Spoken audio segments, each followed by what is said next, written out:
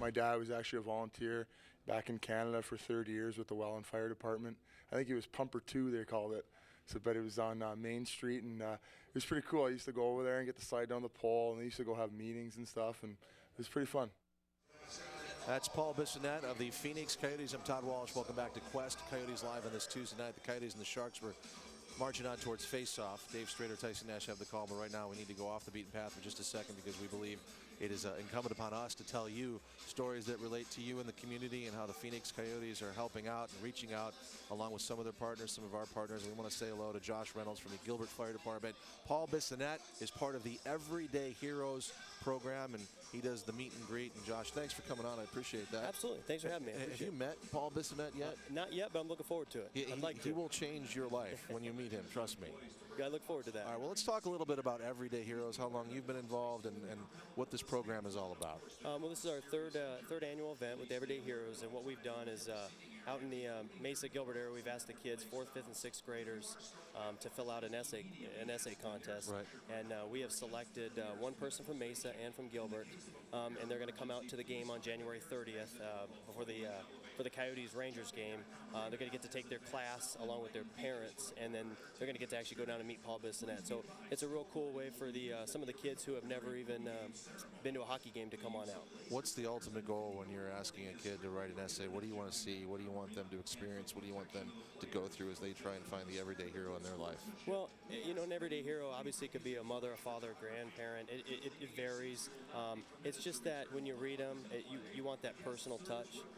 Some people, we've had some extremely touching stories, and so you want that personal touch, and when you get that, you kind of know when you found a winner. Sure. In fact, you're taking a look at some of the information here. I'm going to read one, and I'm not going to say who this is, but just to give you a sense, folks, as you look at that graphic, this is a child writing my everyday hero quote.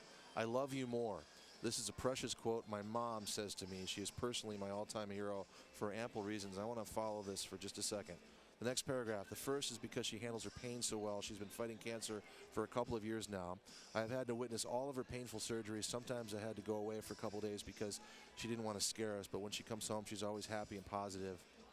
Obviously," she writes, "all the most famous superheroes are frail compared to my mom. Although she isn't tall, but she is as strong and as sturdy as a brick wall. She surely is my all-time hero." That pretty much says it all, doesn't it? I mean, that's kind of what I'm talking about right there. I mean, yeah, you know. And these are 4th, 5th, and 6th graders. I mean, these are kids. And when you see an athlete take time to do a meet and greet like that, obviously you got a guy like Paul Bissonnette who's watched his father for 30 years. He was telling me today a story about having to go on a couple of runs, that there was no one watching him at home, so his dad had to take him with the hook and ladder, drop him off at a house next to the fire, leave him there at the house with strangers while his dad fought the fire. When you realize now that you got a guy like Paul Bissonnette who will extend his hand and his thoughts to these children, what does that mean to you guys?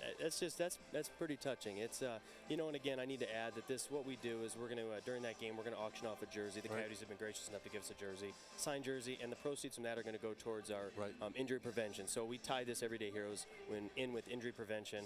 We're going to take that money and you know, buy various things to support the community, especially kids. Will you be on the game on the ice playing? I won't. This is our 3rd annual. I played in the first 2.